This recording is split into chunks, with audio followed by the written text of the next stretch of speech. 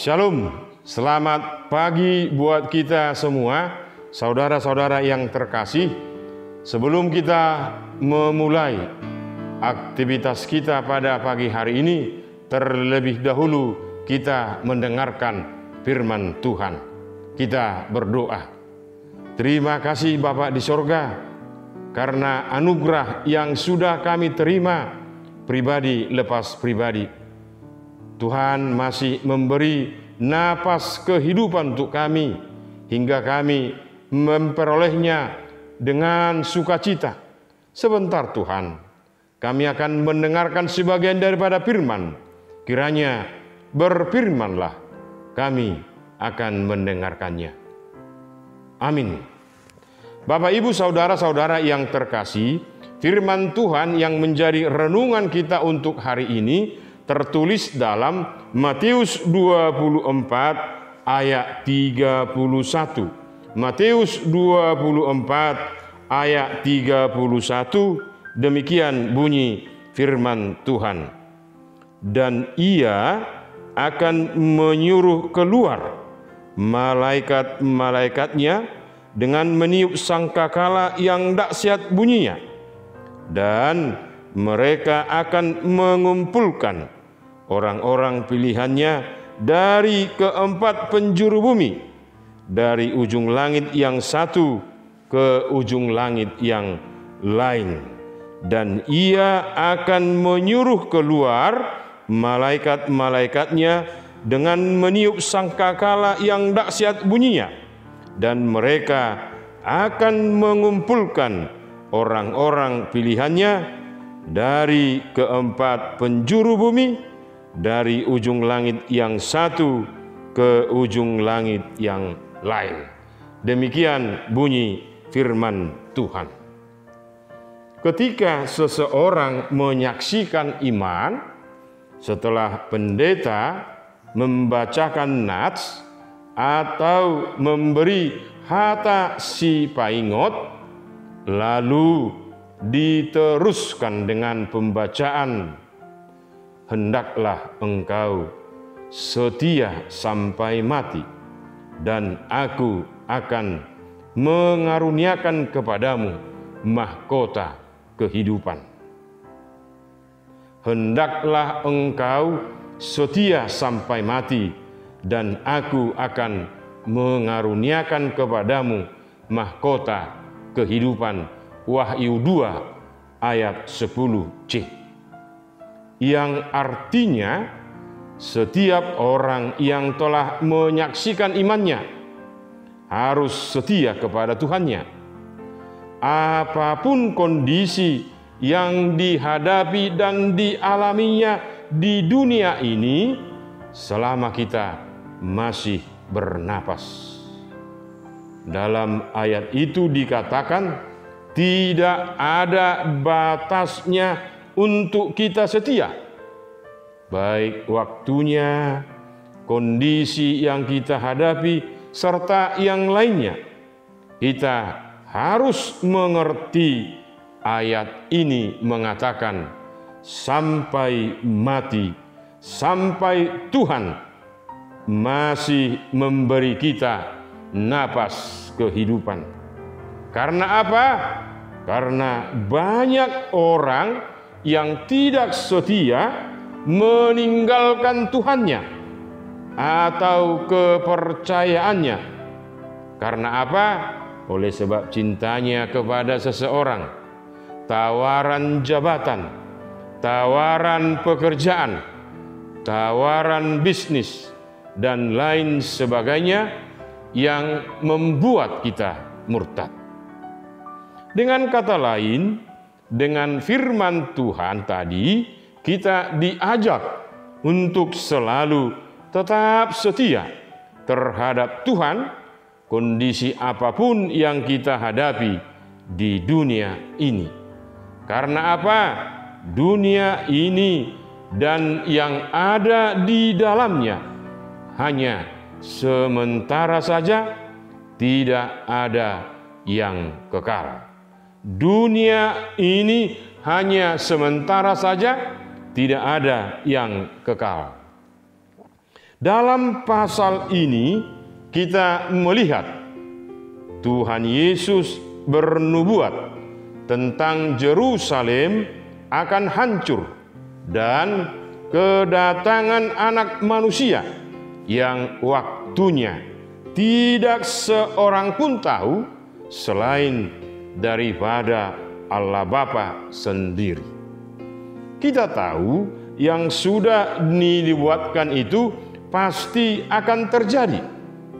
Coba bayangkan apa yang dinubuatkan Tuhan Yesus sekitar tahun 30 sampai 33 tentang kehancuran Yerusalem sudah terlaksana. Itu dilakukan oleh Jenderal Titus sekitar tahun 70. Yang mau kita katakan, nubuatan pertama itu sudah terjadi.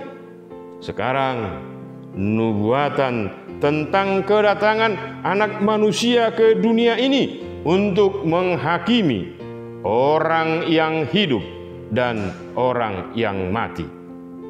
Kedatangan Anak Manusia, yaitu Tuhan Yesus sendiri untuk kedua kalinya, tidak tahu kapan itu terlaksana. Hanya Bapa yang tahu harinya. Sebagai orang percaya harus waspada dan mempersiapkan diri dan mempersiapkan iman percaya kita.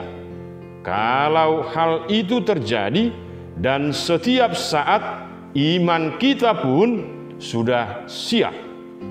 Karena hal itu adalah sesuatu yang pasti akan terjadi. Karena hal itu adalah sesuatu yang pasti akan terjadi. Sebaiknya orang percaya itu melakukan hal-hal yang baik di mata Tuhan kepada siapapun dan dimanapun dia berada. Orang percaya tidak boleh terlena dengan keindahan dan kenikmatan dunia ini. Jangan tergilas oleh zaman, apalagi sekarang dengan majunya alat teknologi atau alat-alat komunikasi yang bisa membuat manusia itu tidak peduli dengan sesamanya dan bisa membuat lupa pada Tuhannya atau sama sekali tidak peduli. Coba renungkan yang terjadi sekarang dengan adanya COVID ini. Ketika orang diajak untuk ke gereja, alasannya tidak mau datang bergereja, yaitu dengan adanya COVID ini. Kalau diajak berlibur atau ke mal untuk belanja, kita sendirilah yang tahu jawabannya. Dengan adanya COVID ini, apakah kita semakin dekat kepada Tuhan? Apakah kita semakin rajin berdoa supaya diberi kekuatan untuk menghadapi COVID ini dan segala persoalan? Kristus pasti datang yang kedua kalinya untuk menghakimi orang yang percaya atau tidak, orang yang melakukan firman-Nya atau tidak. Dan Ia akan menyuruh keluar malaikat-malaikatnya dengan meniup sangkakala yang dahsyat bunyinya, dan mereka akan mengumpulkan orang-orang pilihannya dari keempat penjuru bumi, dari ujung langit yang satu ke ujung langit yang lain. Amin. Kita berdoa. Terima kasih Tuhan Yesus, kami sudah mendengarkan sebagian daripada firman-Mu. Engkau mengingatkan kami Tuhan, bahwasanya dunia ini akan hancur. Dunia ini suatu saat akan hancur oleh karena dunia ini sendiri. Terima kasih Tuhan Yesus, yang kekal, yang abadi adalah firman-Mu, adalah orang percaya, di mana Tuhan kami menanti-nantikan Engkau untuk datang ke dunia ini. Biarlah kami orang-orang percaya selalu siap sedia, selalu setia akan firman-Mu, selalu setia akan iman kepercayaan kami. Karena kami Tuhan tahu dunia ini penuh dengan persoalan, penuh dengan pergumulan. Ketika kami menghadapi persoalan, ketika kami menghadapi pergumulan, kami yakin dan percaya dengan iman kami, dengan firman-Mu yang kekal, kami tidak akan murtad, kami tidak meninggalkan Engkau apapun yang akan kami hadapi. Untuk itu Tuhan, berkati para jemaat-Mu ini, berkati aktivitas mereka, berkati setiap keluarga, berkati setiap pekerjaan mereka, supaya mereka bersuka cita karena Tuhan selalu membimbing mereka. Dalam Kristus Yesus, Tuhan dan Juru Selamat kami. Amin. Anugerah Tuhan kita Yesus Kristus dan pengasihan Allah Bapa serta persekutuan Roh Kudus kiranya menyertai kita sekalian. Amin. Kiranya Tuhan memberkati. Selamat beraktivitas. Shalom untuk kita semua. Salam sehat. Horas.